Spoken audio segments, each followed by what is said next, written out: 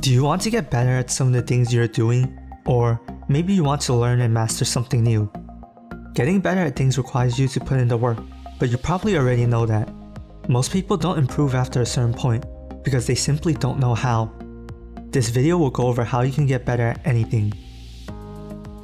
The first step in getting better at anything is to decide if the thing you want to improve is a habit or skill. The thing you want to get better at is either a habit, skill, or a mix of both. We can define habit as doing something on a regular basis and skill as your ability to do something well. For example, if you want to get better at weightlifting, it's mostly a habit if we look at it broadly. If we look at it closely, if you want to lift more, you need to work on the habit of going to the gym regularly, work on the habit of dieting properly, and work on the skill of performing the lift with consistency and good form.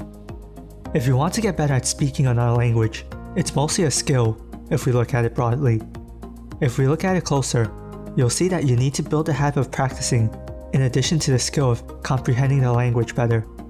Notice how I broke down the thing you want to improve into multiple components that you need to get to the next level. You want to break the thing you want to improve into multiple components and figure out if each component is a habit or skill. Second, once you know if each component is a habit or skill, you should work on getting better at each component. I'll talk about getting better at habits first. Getting better at habits basically means being more consistent. In order to be more consistent, you have to understand your habit better. A habit consists of 3 components: the cue, the habit, and the reward.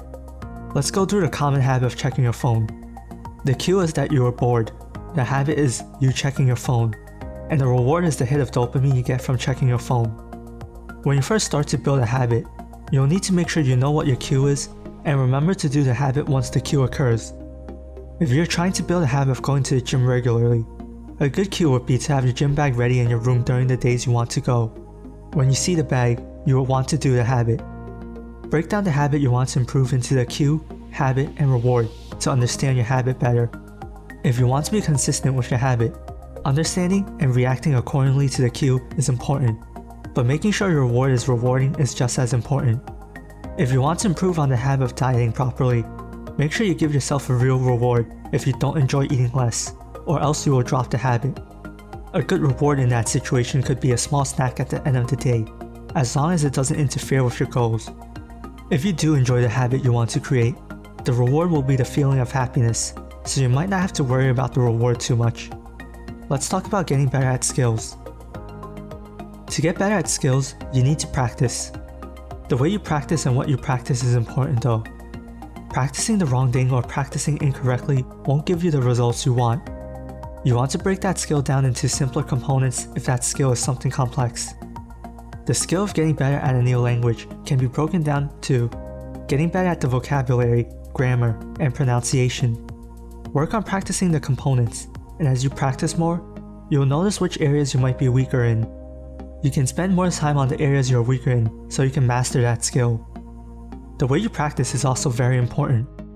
When you start out, your practice sessions might look something like 10% warming up, 70% working on what you're comfortable with, and 20% trying out new things near the end of the session. This is fine and all, but at some point, you might hit a point where you're not improving. Improvement Pill has a great video on why that might not necessarily be the best way to go about it. And he states that it can be better if you do your warm-up and then spend most of your time on trying out new things, and then work on what you are comfortable with at the end. This works because when you spend time working on things beyond your capabilities, you'll notice that you get better at the old stuff. You'll be learning new things that make your overall skill set better. This strategy assumes that you're already familiar with the skill you're working on, and you should only do this once you have a solid understanding of the fundamentals. Third, once you're working on bettering each component, whether it is a skill or habit, you need to check your results and get feedback. When you attempt something, notice if the result is what you wanted or not. If the result isn't what you wanted, adjust the process next time. If the result is what you wanted, take note of that and make sure you can consistently replicate it. You can also try to think about ways to improve the process even more. Ideally, you want to rely on self-assessment, but asking for feedback from other people can be helpful if they are good at the thing you want to get better at. It's not exactly a good idea asking someone who doesn't even play a sport how you can get better at the sport you're trying to improve at. Without any feedback, you can't improve, so make sure you don't skip this step.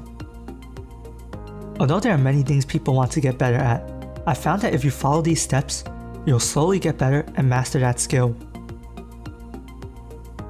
What's something you are trying to get better at right now?